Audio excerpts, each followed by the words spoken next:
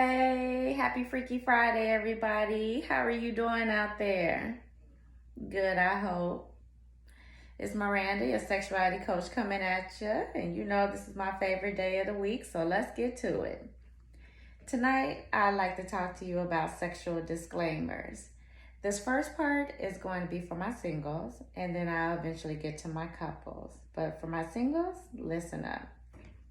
What exactly do I mean by sexual disclaimer?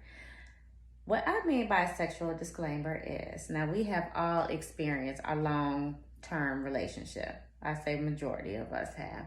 And then there's a good amount of people that have even been married and ended marriages after, years.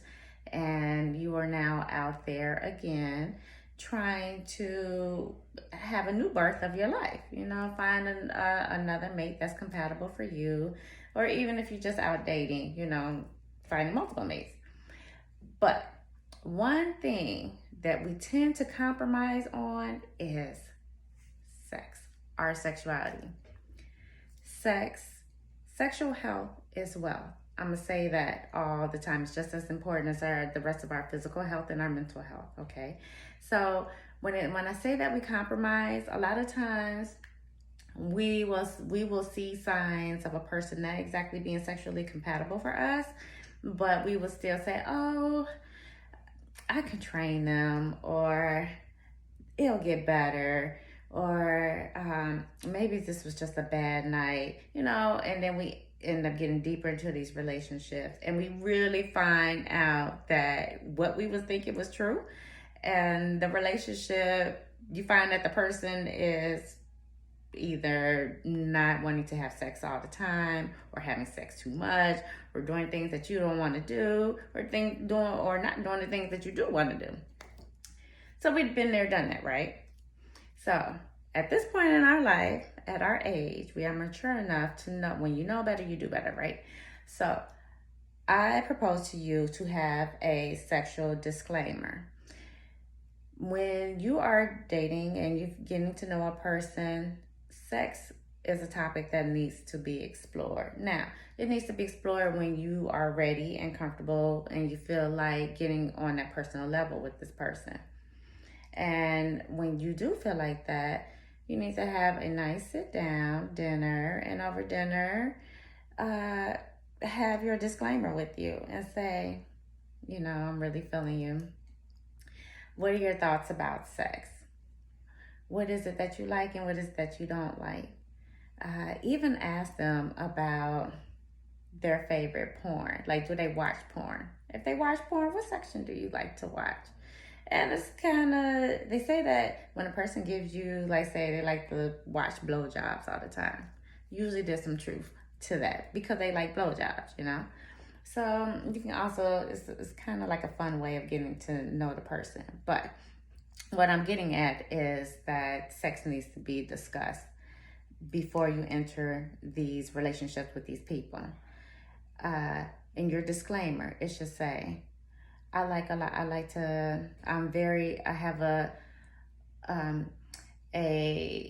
a big sexual hunger to myself, right? And I like to have sex. Do you like to have a lot of sex? What is your idea of too much sex? And what is your ideal of not enough sex?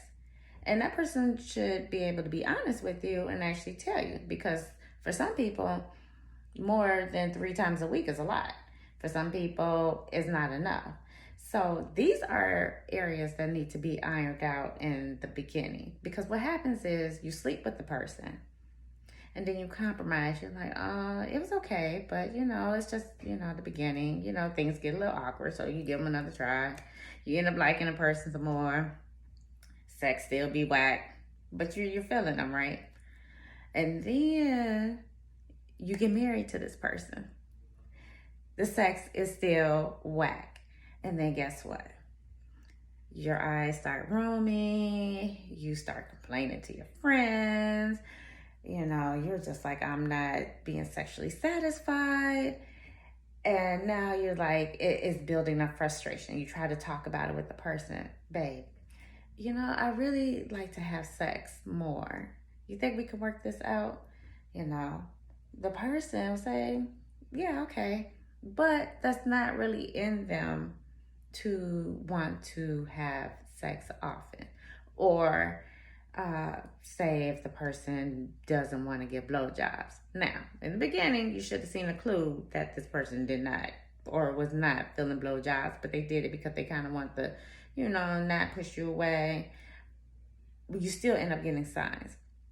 This stuff needs to be put into your disclaimer. Hey, I like to have this amount of sex.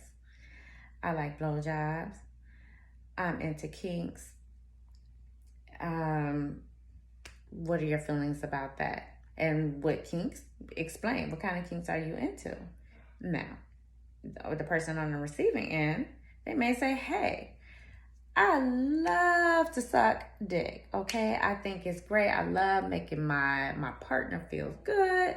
That's great. Awesome. And I like a lot of sex too. And I do got a little kink side. Bam. You found out that you are sexually compatible. You done disclosed that you told this person. And hopefully moving forward, you explore that, you learn each other more, and you actually see that this person is compatible for you.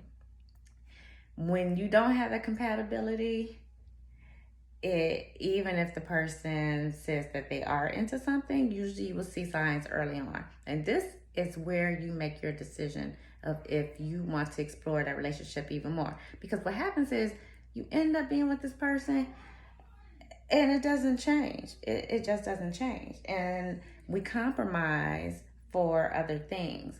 But when we compromise, we are shorting ourselves. If you're not having an orgasm all the time, majority of the time, who's getting shorted? Especially if the other person is. For my people that may not want as much sex, you can put that in there. Look, I'm looking for this type of relationship. It's not all about the sex. Yes, I like it. I'm not really into oral sex. It's okay, but sometimes I feel a little dirty when I do it. You have to believe this person. Like, sure, yes, things can change, but a lot of times they don't. So please try out the sexual disclaimer. Actually take the time out to write down what it is that you like about sex and what you want from your partner to share with you when it comes to sex. Now, for my couples that are in relationships and that are married, you too should have your sexual disclaimer, the sexual disclaimer that you have started out with.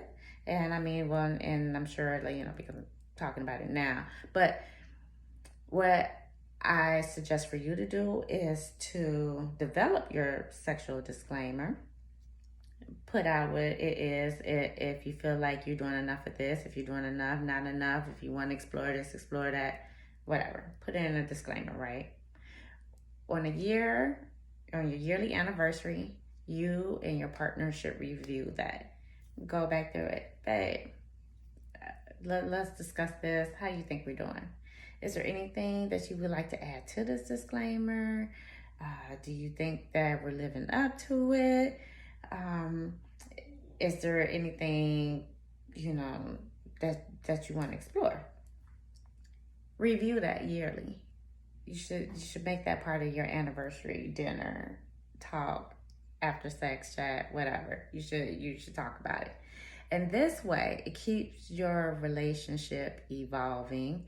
It keeps you on that same level of understanding about each other.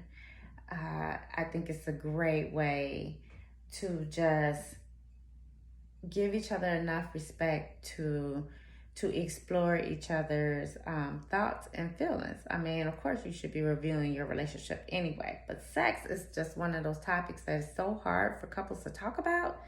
I want to tell you that it's okay. Talk about it.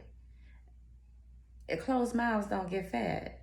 So if you notice that you're in a relationship and it may not be what you thought, then it's up to you to find ways to enhance that relationship. And if you find that it's not exactly going the way that you would like it to, and you've talked about it, then yes, talk to a sexual coach about it. But sexual disclaimers are important, and I highly should suggest using them. Um, and things will run a little bit more smoother. And like I said, for my single people, you definitely need to put that out on the table in the beginning. Don't wait until you're like 5 years in and then now you want to say, babe, I'm a total freak. It's like, well, wait a minute. Why didn't you tell me this before? Because I'm not a freak like that. Like this, no, that's not for me. Now you're like, oh shit, did I do? Um, so that is my advice for you for tonight. And I guess we will chat later next Friday for Freaky Friday. As I said, look out for August 1st, the opening of Yanni Desires. You will see more information about that soon to come. And everybody, enjoy your Friday. Have a great time with your partner. Have great sex. Learn some new things. And we will chat later. Bye.